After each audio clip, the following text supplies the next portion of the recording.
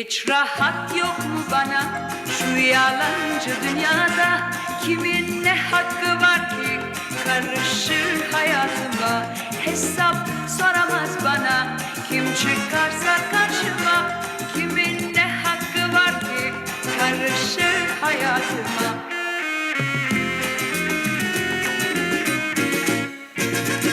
Hür doğdum hür yaşarım, kime ne kime ne? Köle miyim sana ben, sana ne sana ne? Zararım kendime, kime ne kime ne? Sen bak kendi derdine, sana ne sana ne?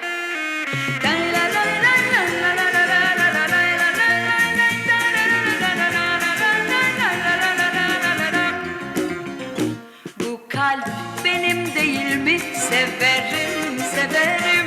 Canım nasıl isterse gezer eğlenirim. Her günüm mutlu benim. Kim ne derse desin. Canım nasıl isterse gezer eğlenirim.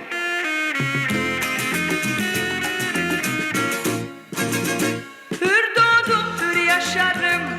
Kime ne kime ne? Köle miyim sana ben? Ay sana ne sana ne? Zararım kendime, kime ne kime ne? Sen bak kendi derdine, sana ne?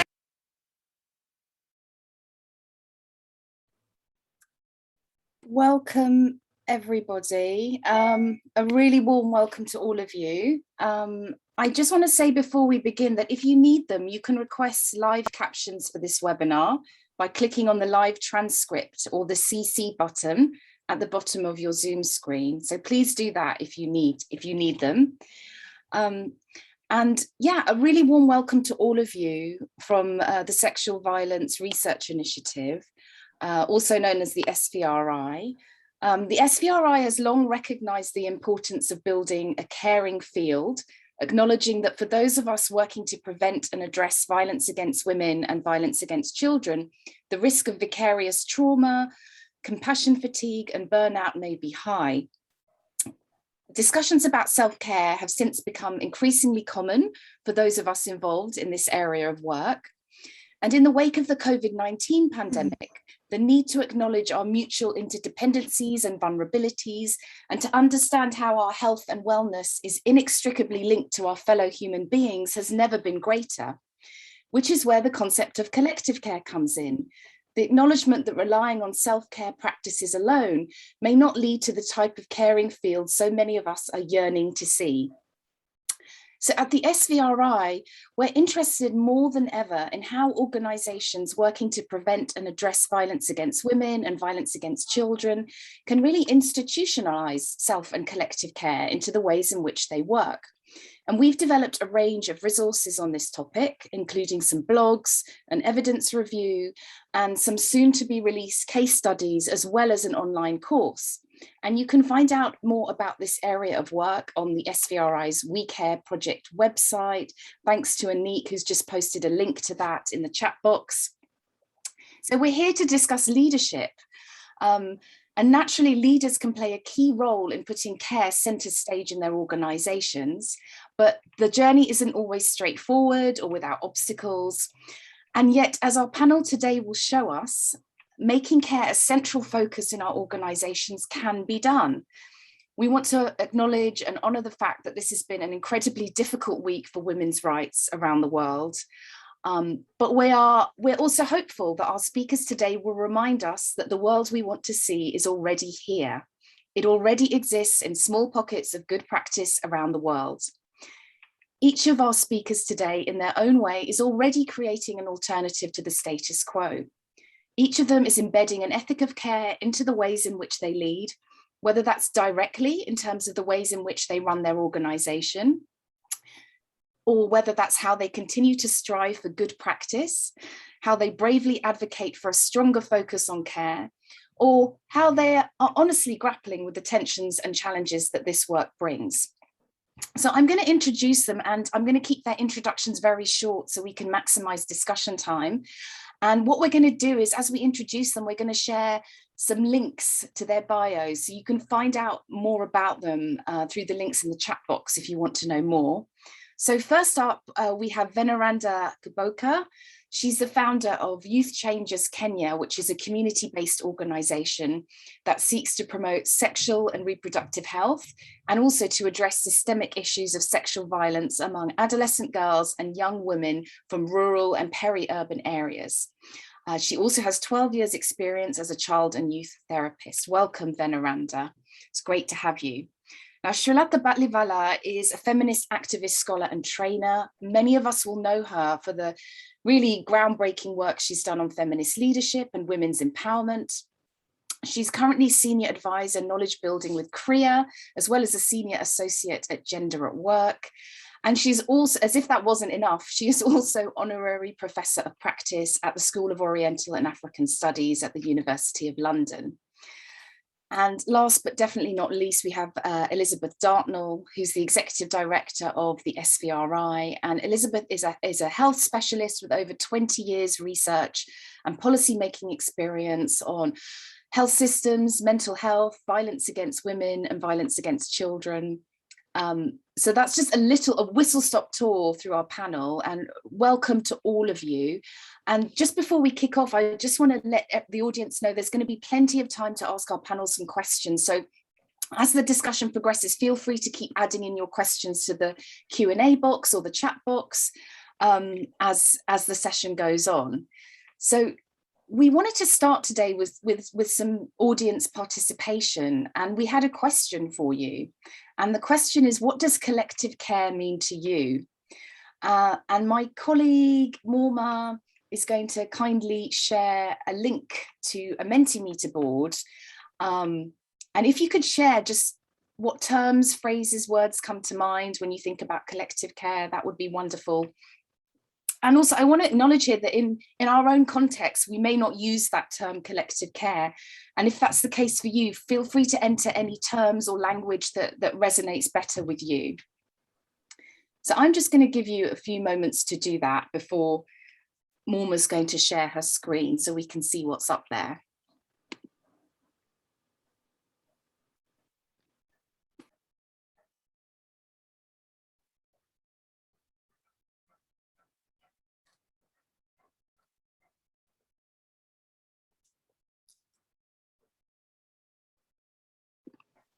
And Morma, when you've got some examples, feel free to share your screen and bring them up.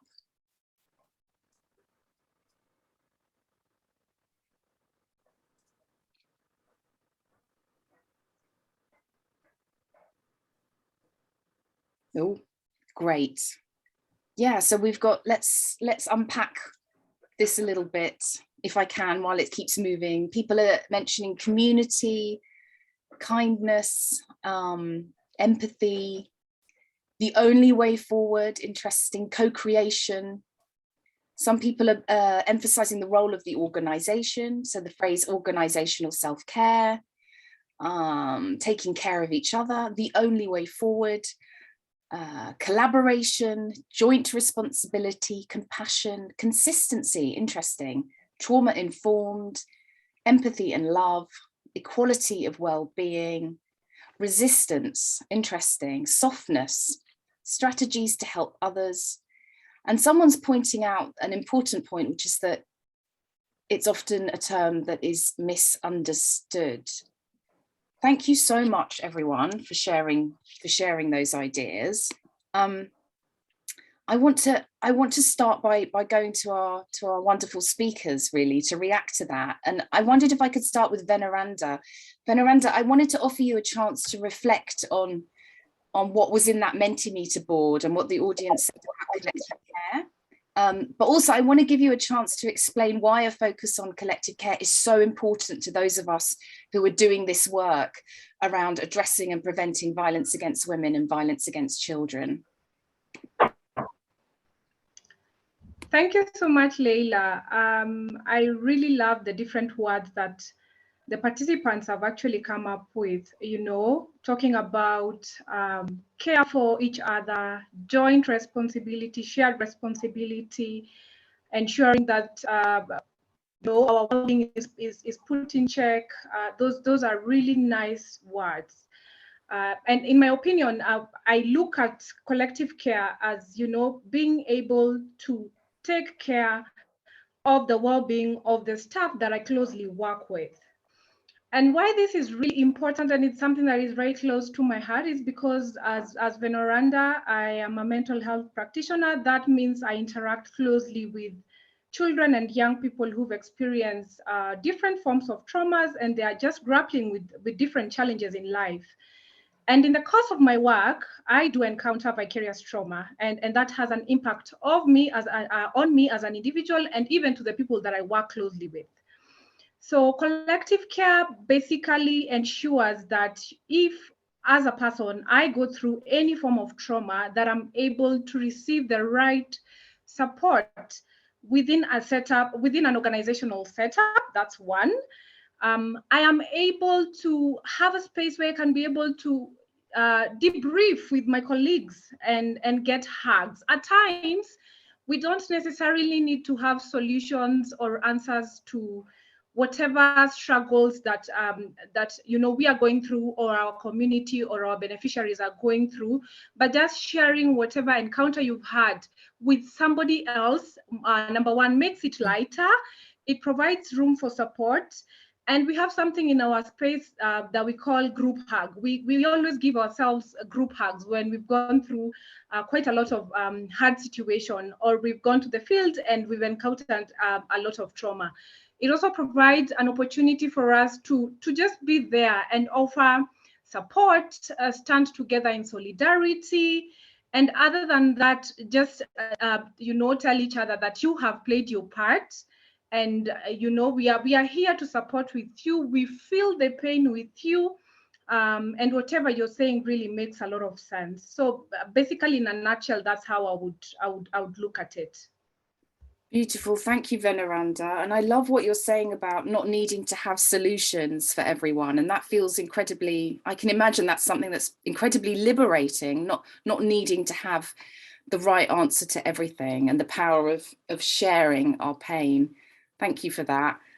Liz, what about you? What would you say? And also on this issue of why it's so important, is there anything you'd add? Thanks, Leila. And I really want to echo Veneranda. I really love the idea of not needing to know the solutions, because we are complex and we live in a complex world. And so going in with humility and being humble, and then trying to talk through solutions are really important, or just trying to talk. I really appreciated that. In terms of the cloud, I loved kindness and how strong kindness came through. For me, we work in a trauma field, and when we are ourselves traumatized or survivors, many of us are survivors of the violence that we are working to reduce or change or provide services for.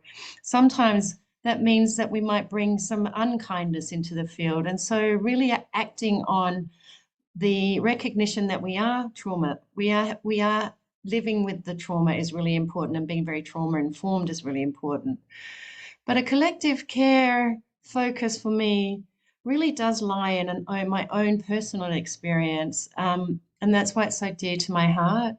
As a very young researcher working on a team researching mental health in South Africa, and ironically, as a team focusing on mental health, very little attention was paid to researcher well-being, with little recognition on vicarious trauma, and that is how hard it can be to hear really hard stories and the emotional impact that those stories can have on us.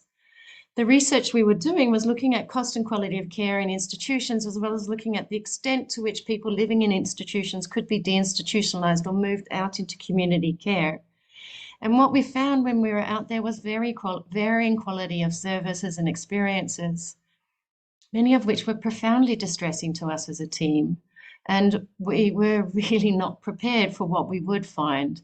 And there was very little debriefing provided before the process, during or after the visits.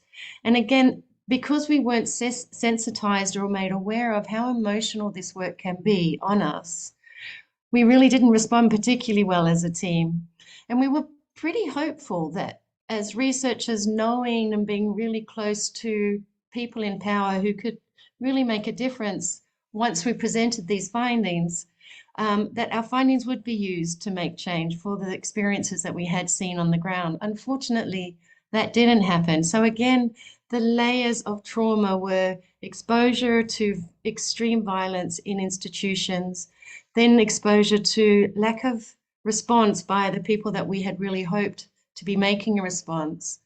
And we also realize the limited power that we have as researchers that aren't working as activists and or working in partnership with practitioners or policymakers who can use the findings to make a difference. So I learned the profound learnings were deeply painful, but very important to my own understanding and passion for addressing vicarious trauma. But the impact on the team at that time was really profound.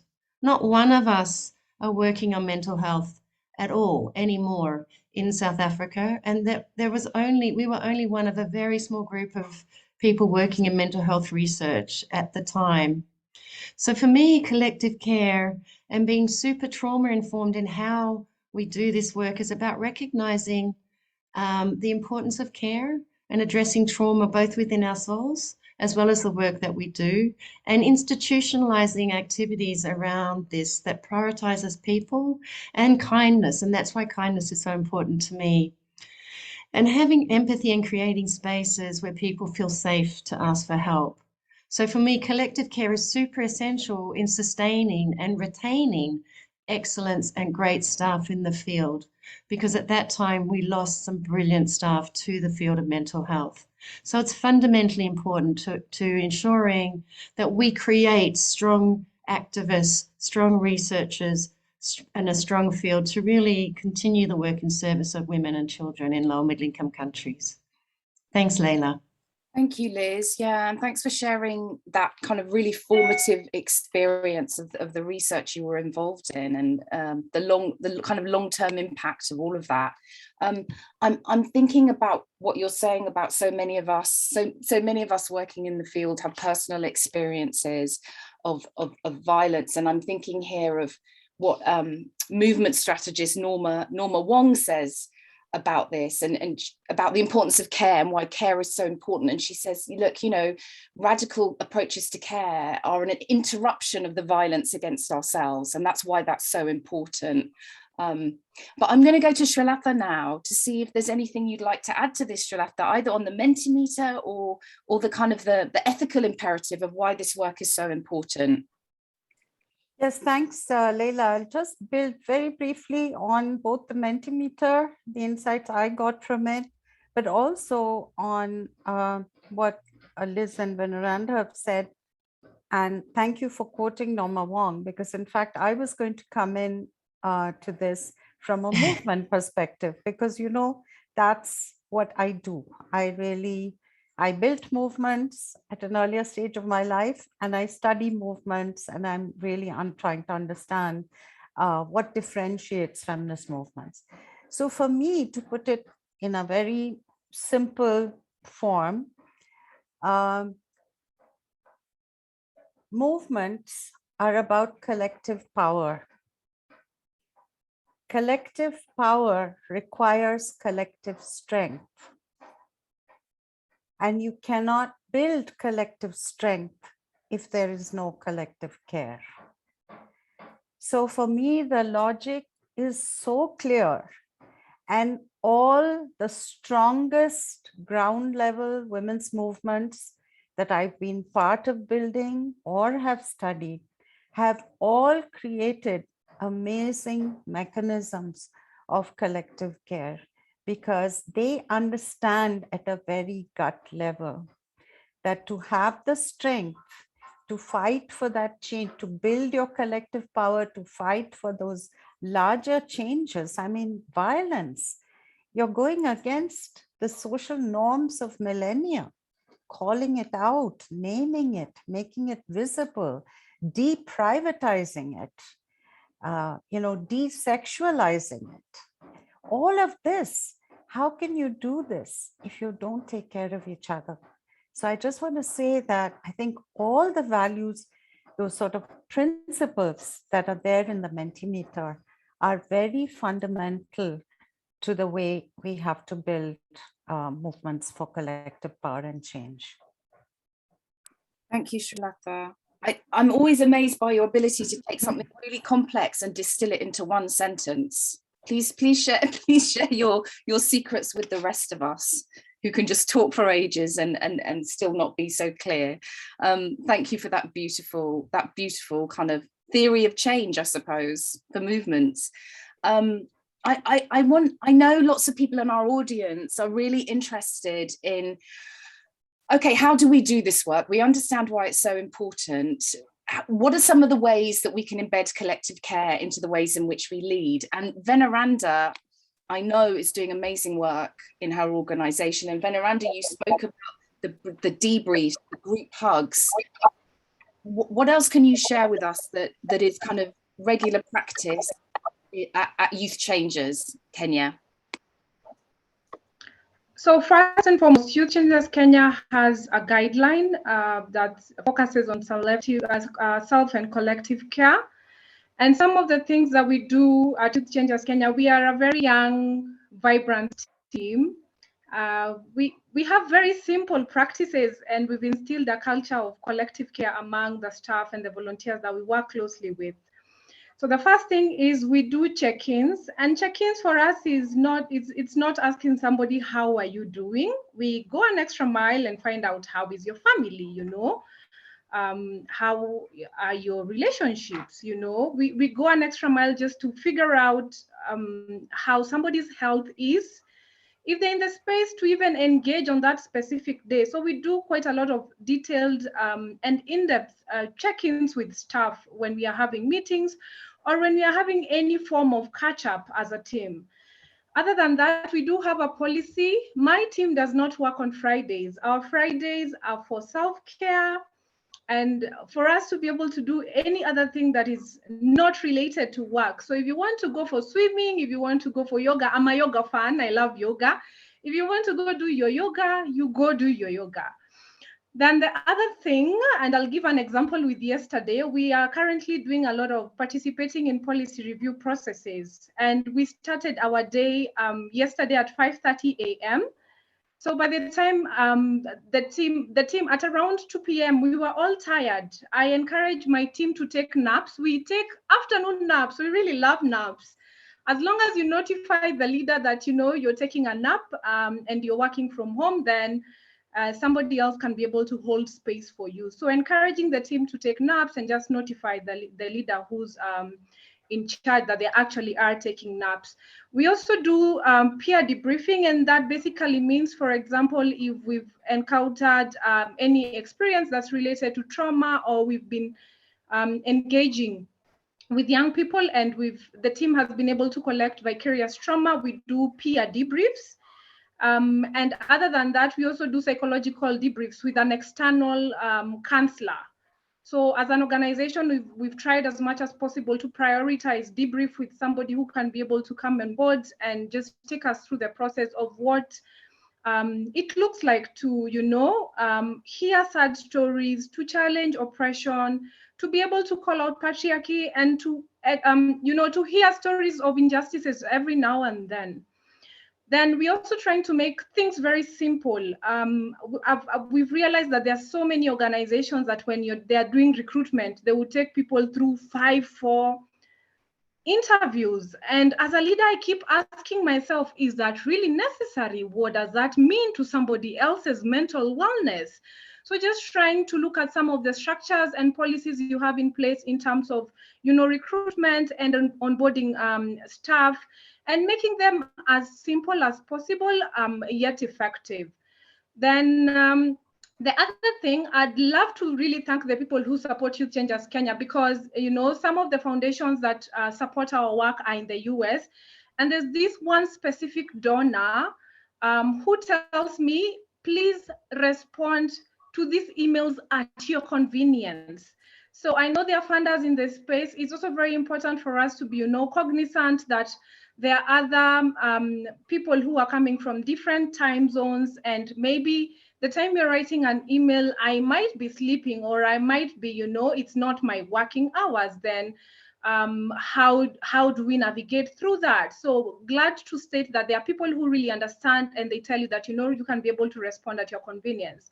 Then the other thing that we've been able to build internally as a team, we do have lunch together. So every other time when we are meeting in the office, we have lunch together as a team and just bond and laugh and, catch up with so many interesting things. We've also tried as much as possible with a few staff that we have, and when funding allows, we are able to provide health covers for the staff at YCK. We've not gotten yet there. We are still struggling with that because not all our employees have a health cover, but for those who have, just ensuring that we are keen that the insurance that is covering the staff members are able to offer things like mental health support and be able to access counseling. Counseling, particularly in Africa, is a very costly venture. Just getting therapy for 1 hour can cost you close to around $50 to around $80, which is not something that's affordable by everybody. And the recommended number of sessions is around 5 to 8. So just ensuring that the providers who we engage with are able to offer mental health support. We also encourage staff not to respond to work emails past, the working hours. We see in the civil society space, there are people who work extremely hard, others sending others emails as late as 3 a.m., 4 a.m. in the morning. So we encourage staff, to just ensure that they don't send emails during those times, so that they take care of themselves, and they're also looking out for the well-being of those who are around them. I think other than that, we just try to make sure that we are putting a lot of checks and balances. We are not perfect, but now, for example, the whole of last week, we've been very busy. So we worked on Friday. So we try as much as possible, if you work on Friday, or if we have to travel to some of the areas in rural Kenya where we are doing our projects, and you've spent, your Friday working, then how can you then compensate that? I'm also very keen. I always ensure that my staff go on leave. And I know this would surprise people. I was having a conversation with somebody and they were telling me they've not been going for leave. And I'm asking them, but why? But how comes, So it's just being keen about some of those things. And even when a staff member tells you they don't want to go for leave, for me, I tell them, no, you have to go for leave. Because I know the impact that has on one, well-being, and of course, the productivity of the individual. If they're taking in too much in the space and then they do not have time to unwind and recover from that and be able to actually rejuvenate and refresh themselves. We also thank you. Yeah. I know you can talk for so much longer. Do you know what I love about your examples though is they're very practical. And they show that collective care operates on a spectrum. So part of collective care is those small individual actions like, let's get together, let's have lunch together. But it's also about kind of looking at the policies, the structures, the systems, and you give a brilliant example of recruitment. And I think if you're doing recruitment, half of the people on this call will probably be applying to work at Youth Changes Kenya. You've just said. Yes. Let me ask Srilata, because I know, Srilata, you've worked with so many organizations, but also you've held leadership positions yourself.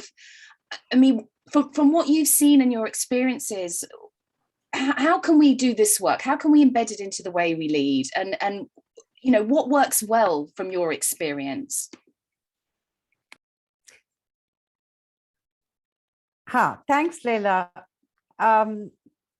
Actually, many of the examples that Veneranda gave really resonated for me, because these are many of the things that in a leadership role I try to put in place. Maybe I'll nuance them and add a few more. One of the things that I did that actually worked very well was providing in-house counseling. and persuading the donor. So donors, if you're listening, listen carefully. Persuading the donors that part of what they had given us for organizational development would not go into your standard OD kind of trainings, but would actually finance a therapist who would come and sit in the office 4 hours every week. Now, in the beginning, of course, nobody would enter that room, you see, because in our cultural context, going into her room meant signaling to everybody I have a problem. So the first challenge I faced in my cultural context was how to create a culture that we recognize and acknowledge that we all carry certain burdens, a certain amount of pain, of trauma, that you see, even that is a part of the collective care process. That's what I want to emphasize, to kind of go a few steps back from where Veneranda began, which is to actually create an environment that makes it legitimate for people to acknowledge and address their own burdens. And, you know, because it's this heroic savior culture that I was battling against, that I'm supposed to be here to save those women out there and, you know, the grassroots women, and I shouldn't be. In some way, you know, this is a very Gandhian thing also that we've internalized a lot in the South Asian environment, at least, is that you're supposed to sacrifice, and it's very much a part of South Asian patriarchy. You have to sacrifice yourself in the service of others, you see. So that's such a fundamental shift. So then even having the counselor there, nobody was willing to go into that office and talk to her and signal, oh, she's got a problem. Did you see? She's been going in there and talking to them. Oh, I wonder. So I had to break through that. And the way I did that as a leader was I went first. I started going every Friday when the counselor arrived at 2 in the afternoon, and sitting with her and talking to her about the challenges, the pain I was facing in managing this women's empowerment work. So that kind of broke the barrier. It's like breaking the barrier of my picking up a broom and sweeping the meeting room when none of the others would do it because they felt that's something low caste people had to do. And sorry, my son-in-law just peeped in, so I'm waving. And, you know, trying to, so that was one, the in-house counseling. And of course, before we knew it, everybody was going in there, and you could just feel the atmosphere inside the office at least completely change within, you know, 2 months. I also want to talk about the power of the sabbaticals, just to add to what Veneranda was saying, apart from that whole package. Now, she mentioned a very interesting example about not wanting to take leave. But when I investigated it and really talked to them and had won their trust enough for them to tell me the truth, they said, where am I to go? I don't have money. I don't have anywhere to go. And wherever I go, I'll be made to work and do housework. Nobody will say, okay, she's on holiday, so let her relax. So we started a system of sabbaticals for staff as well as grassroots women leaders, by the way, to go to perhaps a neighboring province, to a project area there. But we had to do a lot of prep work of getting women ready to host them and to say, you know, they are here. If they want to sleep all day, they get to sleep all day. You have to be ready to feed her and house her and not ask anything more of her. And then gradually the system of peer sabbaticals, I don't know what else to call it, you know, just taking, creating a kind of a network, a support system where I can take a real holiday, where I'm not made to fetch water and bring firewood and cook and do 100 other chores.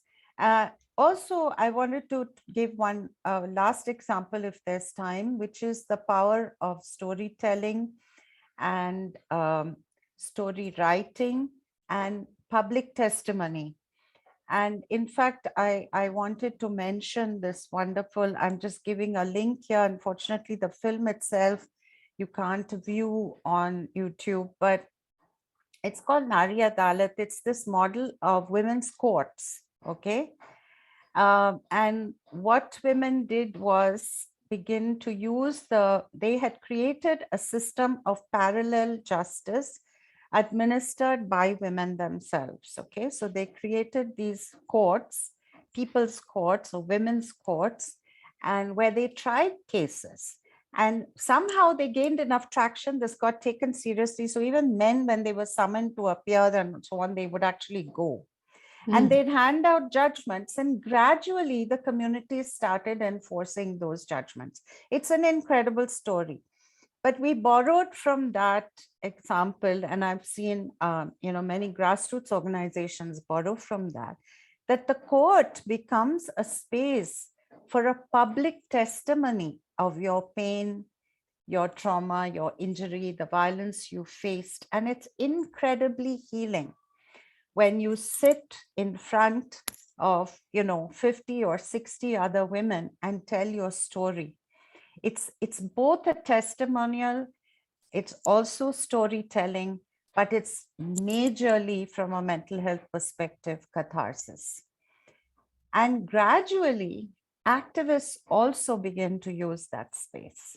So it again doesn't become, oh, that's for the grassroots women, I can't go up there. Because again, it's this thing about, can I publicly talk about my experience, especially if it's been sexual violence? Mm-hmm. So we had a famous, not famous, I should say, but a very terrible case of a gang rape survivor who began to go from community to community and give her testimonial. And not only was that incredibly cathartic and healing for her, but it became a huge catalyst in mobilizing communities against this kind of thing and the collusion of people with it. So let me stop there. I've tried to give three examples. Three amazing examples, and thank you for sharing the link in the chat box so our audience can take a look at those courts. Yes, I love what you're saying about role modeling, Shalata. I think it's so important. And yeah, storytelling, that idea that there's no greater pain than the stories inside us that remain untold. That's really staying with me.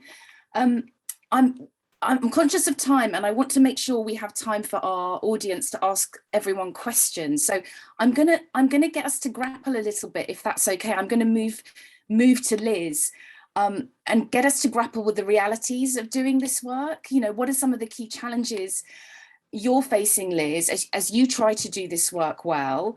What are some of the tensions you're having to navigate? Because there are tensions, and yeah, a lot of this work can feel quite countercultural, can't it, as we want to do it? But over to you, Liz. I thank you very much. And to be honest, we are very early on in our collective care journey. And so this has been an incredible experience. So thank you, Veneranda and Shalata, for the examples. And we're trying to implement them in very small ways, but we have a lot to learn. So very grateful for being part of this webinar.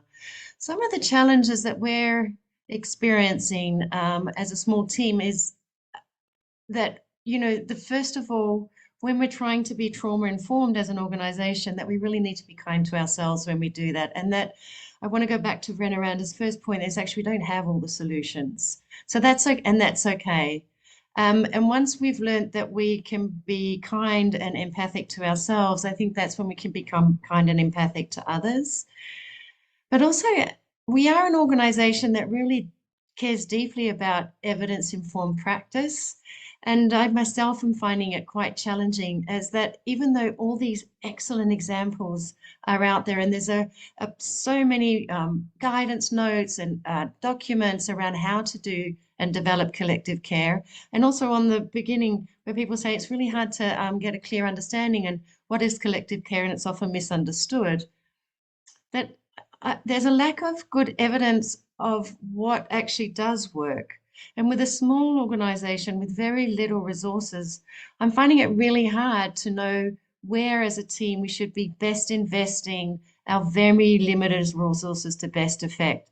So I think as a researcher, activist, practitioner, I'm like putting a call out there to funders like Srilata was around, let's invest in some evidence building around this field together, bringing all this practice-based knowledge and working at how organizations like ourselves can learn from that with a little bit of more evidence and research going on. Because at the moment we are learning by trial and error rather than being informed by the excellence that's out there that has been tried and tested. And when thinking about institutionalizing collective care into organization, one of the other challenges I'm finding is that it really is time intensive. And as Srilata was saying, it is about practicing what you are asking of others does require time. And I'm finding it very challenging balancing the time needed for creating a collective care process within the organization with the time for just continued program delivery, as well as simply sustaining our organization and ensuring that we have enough resources to keep everybody employed.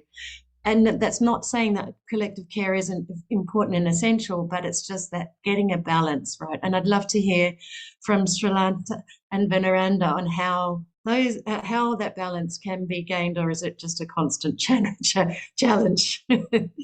Thanks. Thanks, Liz. Thanks, Leila. Yeah. Well, let's ask Veneranda that. Veneranda, I don't know if you can speak to Liz's question. Veneranda, if you're there. Yeah. Yeah, I totally agree with what Liz has pointed out. I do believe that funding is one of the biggest issue that many of us experience, particularly for me. I'm a grassroots-based initiative, and getting support to, focus purely on collective care is a problem. Getting an in-house counselor is also a challenge because many of the people who support our work, number one, we have some of them who give restrictions, we're only supporting admin cost to a certain percentage, we are only supporting direct program implementation. So it is a real challenge and a reality for many initiatives that are coming up. And maybe that's one of the things that we should throw it back to the funders in the space, that mental wellness and collective care are things that we should be able to prioritize, and also a challenge for us as we sit at the back to write the proposals, that we also need to be very, very deliberate and have a collective care fund that, can cater for staff to go for personal therapy, one that can be able to, create awareness around mental wellness within the work environment, and just cater for any other things that might be able to address the well-being of the staff that we work with. But I do believe that that's really an important aspect that we need to look into, and also challenge our funders to prioritize mental health, because it's a major issue. If we have staff who are grappling and struggling with mental health challenges, yet there's very little support from funders, then it becomes very hard, because I'm working, but yet I'm struggling. I actually cannot be productive. So it's something that we really need to encourage funders to prioritize, and not just prioritize, but for them to mobilize resources and ensure that we have those resources availed to movements, availed to grassroots initiatives, and availed to organizations, so that they can be able to spearhead this work and have the ability to handle vicarious trauma and have debriefs and go for personal therapy. Thanks, Veneranda. Thank you for sharing that. Yeah, and I want to go to Srilata now. And again, Srilata, you've worked with a lot of different organizations, vast experience of working in movements. What have you seen? What are some of the big challenges around doing this work for you? Well, one challenge, and I think that's an ongoing one, is how do you balance, the mission and the need for care? This is an ongoing dilemma, I think, and it's a tough one because I have seen these are not actually very extreme situations. This is a situation I myself have faced. Because of all these mechanisms that were put in place for the care and well-being of the team, there were many people in the team who lost track of why are we here at all? That there's a larger mission that we're supposed to be working for. And hello, this organization was not created for my benefit. Or for my, it's not a counseling or therapy service or a mental health service for my trauma. It is there for a larger purpose of building a movement of extremely marginalized and excluded grassroots women. So what I found useful, it's not a foolproof mechanism, so please don't take it that way, is we had to actually sit down and hammer out some principles of how will we create this balance? How will we deal with this dilemma? For example, if there is someone who is chronically absent from the field where she is supposed to be doing the organizing and mobilizing work, and she pleads, problems, I've got so many problems at home, that how will we then make a decision at some point? And one of the first principles was this will be a collective decision. It will not be my decision as the director or as the boss, you see. So first of all, I divested myself of both the power as well as the responsibility and made it a collective accountability. So that's the key. We have to have collective care and collective accountability. And for that, sometimes we need a code of conduct, we need a set of principles or a code of ethics, whatever you want to call it. Of if I feel I am persistently unable to perform my role in the organization because of my then. And then, of course, we try to provide support systems of, okay, you take a year off, we'll try and hold the role, etc., etc. I think the other big challenge is the one that comes from all this internalized trauma and rage, which is power under, where I found, in fact, many of both our activists as well as the grassroots women leaders being survivors of incredibly, traumatic and difficult situations. Some acute, but some sort of chronic oppression over a lifetime. You're stupid, you're a woman, you're a girl, you can't ride the bike, you can't go to school, this kind of thing that went on and on. So that trauma builds not only from, say, acute experiences of violence, but please remember it builds also from this kind of systematic long-term oppression and so on. So what results from that is what Stephen Meinman, who gave us this term power under, he's a psychoanalyst, he calls it powerless rage that builds inside. And if this rage doesn't heal, what you end up doing is believing that if I'm not going to be the victim, I have to be the oppressor, because there are only these two roles in the world. Either I'm the oppressor or I'm the victim. So I found a number of them having benefited from this kind of care and space for well-being, etc., but became very oppressive when they came into leadership. And so that became a whole new set of challenges that we had to tackle. People getting into leadership and then reproducing that very oppressive model of leadership, which they've witnessed everywhere in all the spaces they've occupied.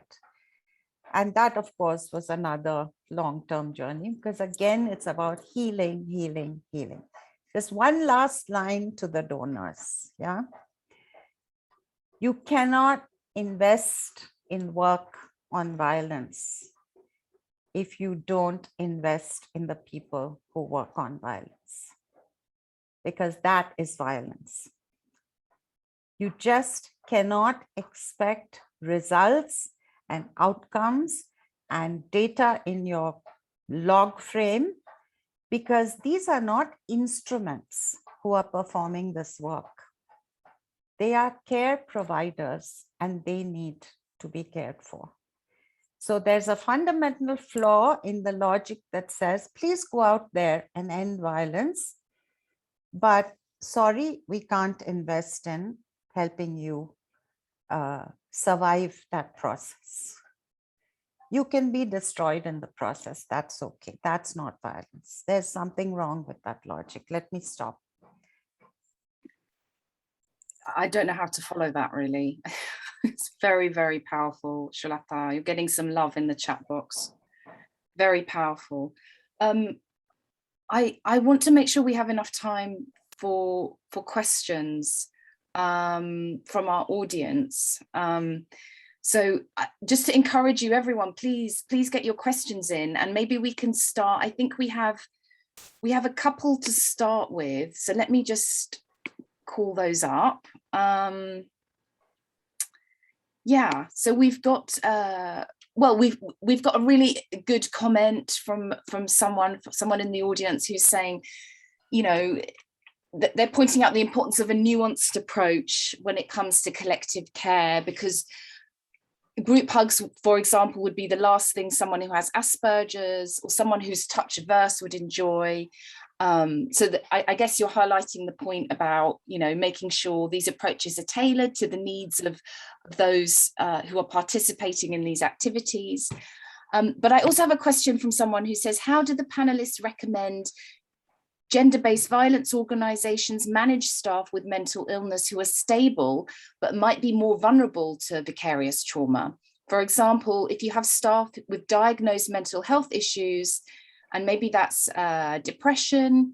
Yeah, so how can we manage that? Maybe we can kick off with that one. Would anyone like to take that thorny question? Not an easy one.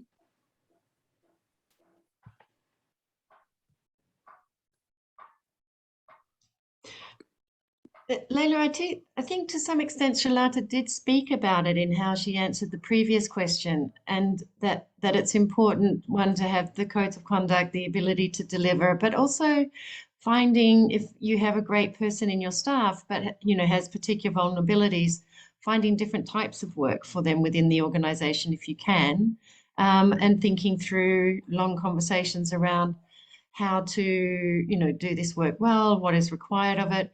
Well, as a researcher in developing vicarious trauma guidance for the field for researchers, what we found is many of us, as we've highlighted, do come to this work with trauma and our own mental health issues and biases and problems and trauma, but not all of us can do this work, and that's okay as well. And so it's around a discussion and ongoing process and providing, you know, different opportunities and spaces and support. But I do feel like Srilata's previous comments did help think through the answer to that question. Thank you, Liz. Thank you so much. One question we've been getting since we started kind of working on this approach around collective care and what it takes to institutionalize it in earnest. One question we keep getting from people we're engaging with, from people who are working in the sector is what advice do you give those people who are working in very toxic environments in which care is a low priority? So this is a question that keeps coming up, and to which I appreciate there's no easy answers, but I'm sure people would love to hear your thoughts on that. Would anyone be willing to kind of share some words of wisdom? Srilata, I'll go to you. Yeah, just something that I've already put in the chat pane, but I'll just reiterate, which is that when we are in those very toxic environments, or let's say just plain unsupportive, I think it's very important for us to be proactive and create those support circles outside the workspace. When I first went to work in the US for the first time in my life as a middle-aged woman, I went to work there. I was embraced by a wonderful group of women who were called themselves the Leadership Support Group. And it was a support group for women playing leadership roles in diverse kinds of organizations. And we used to meet every 2 weeks in the evening and have a wonderful round of sharing and have turns with each person getting a chance to focus on some issue they were grappling with. So I think we shouldn't sit around waiting for the organization or the institution to provide us that. When we know that it's a toxic environment, they don't actually look at us as anything more than instruments, delivery systems. We need to find ways of creating these support circles for ourselves. That's, for me, a very concrete thing we can do. Thank you so much, Srilata. And we've come full circle to what you said earlier about building collective power. And yeah, these support circles are part of that. Wonderful. We're coming close to the end now, and I want to respect everyone's time. And I just want to thanks everyone for a really refreshingly honest and really rich discussion about leadership and collective care. And I wanted to let those of you know I know we've kind of just scratched the surface. Those of you who are interested in exploring more about collective care, we wanted to let you know about our upcoming online course, which is due to be launched soon. And this is a course that's targeting practitioners, researchers, funders, and it really aims to support participants to understand what might work to institutionalize self and collective care into our organizations, our teams or projects that we're part of. And just to say, we have specific exercises in the course which are all exclusively about leadership and collective care in particular. And we're gonna be launching it in a few weeks, and the best way to find out about it, the launch, is via the SVRI newsletter in the coming few weeks. So please do sign up for the newsletter if you haven't already, and maybe one of my colleagues will be so kind as to put the link in the chat box for that. And then finally, we wanted to, you know, as we're leaving today's session, we just wanted to say, we know that for many of us, we're going to have lots of thoughts, feelings and reflections. And we hope that these are on balance much more inspiring and positive for you than they are overwhelming. And so we invite you, as we close the webinar, we invite you to take a moment of reflection for yourself, to just list some of the ways in which you are already supporting self and collective care within your spheres of influence, and also to consider what aspirations you may have to grow this work. And we have a couple of, thank you so much, Morma. Morma's on the ball. We invite you to consider a couple of these reflection questions. The first is, what are you already doing to support self and collective care in your organizations, in your projects or initiatives that you're part of? And also, we invite you to consider, what hopes and dreams do you have to grow this work? And we want to say to you, don't be afraid to dream or imagine or think big. The late, great Bell Hooks reminded us, she said, what we cannot imagine cannot come into being. So we leave you with those reflection questions. And on that, I just want to thank our wonderful speakers. Thank you so much for your time. It's been a wonderful conversation, and thanks to everyone for joining us. Thank you so much for organizing this. Srilata, really appreciate it. Thank you, Veneranda. Bye, everyone. Bye, take care. Thank you, everyone. It was amazing. I really enjoyed it. Take care. Thank you. Bye. Bye.